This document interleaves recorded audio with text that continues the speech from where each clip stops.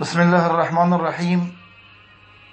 دوستان و سروران عزیز، امشب قصد دارم یک دعای بسیار زیبا، دعای بسیار پرمعنا و دعایی که همه ما به آن محتاج هستیم و دعا خیلی مختصر و مفیده. این رو به عنوان یک هدیه به شما تقدیم می کنم. این دعا برای کسانی که تنگی روزی دارن، کسانی که تنگ دست هستن، کسانی که مشکلات کسب و کار و درآمد و رزق و روزی دارن، کسانی که سختی در زندگیشون، فقر اومده در خانهشون، دستشون تنگه، خصوصا اینها این دعا رو ازبر کنید و با یقین این دعا رو بخونید. مطمئن باشید که این دعا معجزه میکنه و خیالتون هم راحت باشه. دعا حدیثش صحیحه. من خودم قبلا سالها پیش این دعا رو ازبر کرده بودم و میخوندم، اما بدون یقین، بدون اینکه به معناش توجه بکنم، بدون اینکه من با نیت و با یقین خالص بخونم. همینطوری میخوندم به عنوان دعاهای دیگه که از پیامبر صلی الله علیه و آله ازبر کرده بودم و میخوندم. اما اخیراً یکی از دوستان عرب برام یک فایل صوتی فرستاد و این حدیث برام فرستاد. برام خیلی جالب بود که این دعا خیلی دعای عجیبیه، دعایی که پیامبر صلی الله علیه و آله خونده در وقت تنگ دستی و الله سبحانه و تعالی فی الحال دعاش قبول کرده و مشکل تنگ دستی پیامبر صلی الله علیه و آله رو برطرف کرده.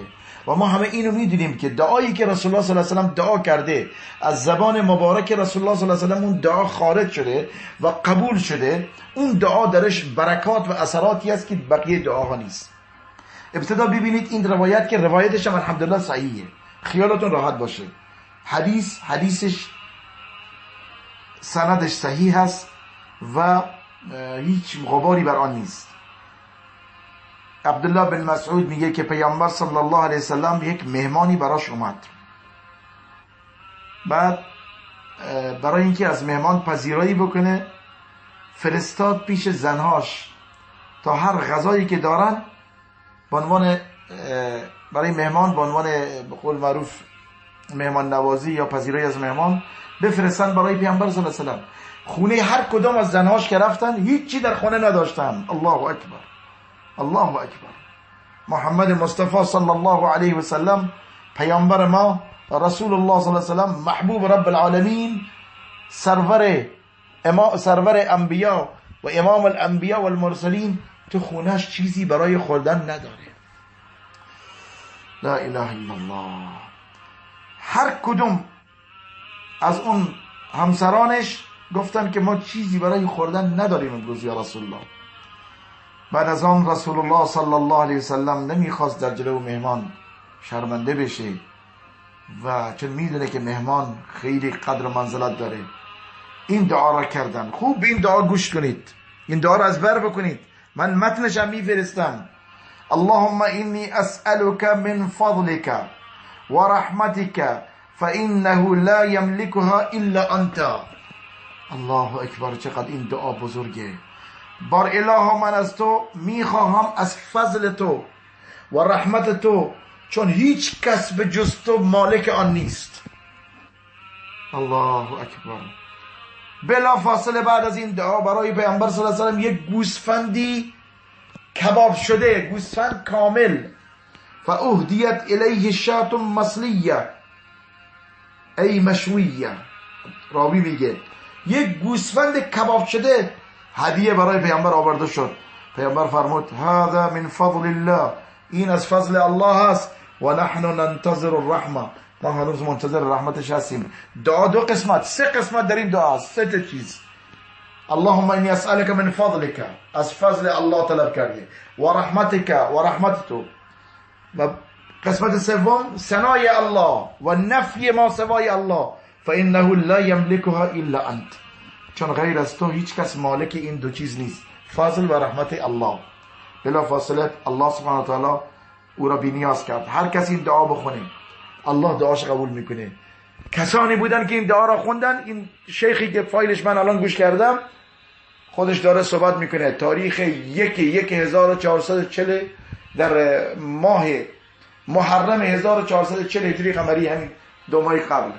راوی داره تعریف میکنه، پیش شیخ نشسته تو مسجد، میگه اومد برای من تعریف کرد، گفت من مشکلات داشتم، تنگ دستی داشتم که فقط الله میدونست که من چقدر دستم تنگ بود. رفتم پیش خواهرم، درد دل کردم با خواهرم، چون خواهرم از چهره من فهمید، گفت که حال روزت چندان خوب نیست، مشکلی داری؟ گفت بله من خیلی دستم تنگه، نمیدونم چیکار بکنم، فشار روم زیاده، مشکلات زیاده، مشکلات دنیوی و مادی زیاده. خواهرش گفت که من یک دعایی به تو یاد میدم که این دعا را من خوندم مشکل من حل شده و به یکی از خواهرانم یاد دادم مشکل اونم حل شده، تو هم بخون یقین بدون که این دعا مشکل تو رو حل میکنه. میگه اون دعا را به من یاد داد، همین دعا، اللهم انی اسألك من فضلك و رحمتك فانه لا یملکها الا انت. گفت من این دعا را از بر کردم و دعا را خوندم با اخلاص، با یقین، با تضرع، با امید به رحمت الله. میگه قسم به الله، قسم به الله 24 ساعت نگذشت که الله سبحانه و تعالی مرا بینیاز کرد و دروازه خیر روزی روی من گشود، هنوز که هنوز ادامه داره. الله اکبر، هذا فضلنا، هذا عطاؤنا. الله میفرماید هذا عطاؤنا، این عطای ماست. فضل الله اگر شامل حال کسی بشه، این فضل دیگه انتهایی نداره. رحمت الله اگر شامل بشه دیگه انتهایی نداره، تا روز قیامت با شماست، تا تو بهشت. و پیامبر صلی الله علیه و سلم فرمود نحن ننتظر الرحمه، ما منتظر رحمتش هستیم، در دنیا هم در آخرت رحمت الله سبحانه و تعالی. خواهران من، برادران من، کسانی که دچار مشکلاتی هستند، تنگ دست هستند، کسانی که در کشورهای خلیجی، کشورهای عربی، در خارج از کشورشون مشکل ویزا دارن، مشکل جریمه دارن، مشکل هر مشکلی دارن، بار سنگین مخارج زندگی اونها را، کمرشون را خم کرده، پشتشان را خمیده کرده. این دعا را در سجده هاتون بخونید و با یقین بخونید، با یقین، شک نکنید، یقین بکنید که الله سبحانه و تعالی که دعای رسول الله را قبول کرده، دعای منم قبول میکنه. من محتاجم، من فقیرم، اون پیامبر خداوند بوده. با این وجود من خیلی نیازمندترم، چون بنده فقیر و گناهکاری هستم.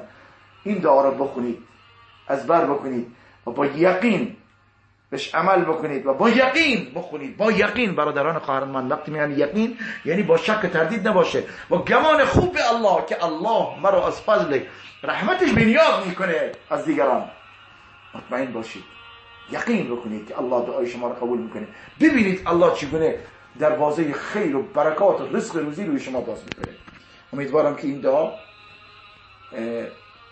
برای همه ما برکتی باشه، خیری باشه. از بر بکنید، خودتون، به بچه‌هاتون، به خانواده‌تون، به دوستانتون برسانید. این پیام رو پخش بکنید تا به دست همه برادران مسلمان و خواهران ما در همه جای دنیا برسه، تا از این خیر و برکاتی که در گنجینه نبوت هست و ما ازش محروم هستیم، ما هم بهره مند بشیم و این دعا را استفاده بکنیم در دنیا و در آخرتمون بهره ببریم. الله جزای خیر بده به هر کسی که این فایل های سخنرانی رو پخش میکنه و تا سبب خیر و برکت و نشر علم و دین برای همه مردم باشه. الله از ما و شما دعامون قبول بکنه و ما را از فضل کرمش از همه ماسوای خود بی‌نیاز بکنه. اللهم انا نسألك من فضلك و رحمتك فانه لا یملکها الا انت. من دارم صیغه جمع بخونم چون همه شما را در این دعا شریک کردم، اما خودتون برای خودتون بخونید. اللهم انی اسألك من فضلك و رحمتك فانه لا یملکها الا انت. ترجمه‌اش هم که قبلا گفتم. الله از ما و شما قبول بکنه. آمین و الحمدلله رب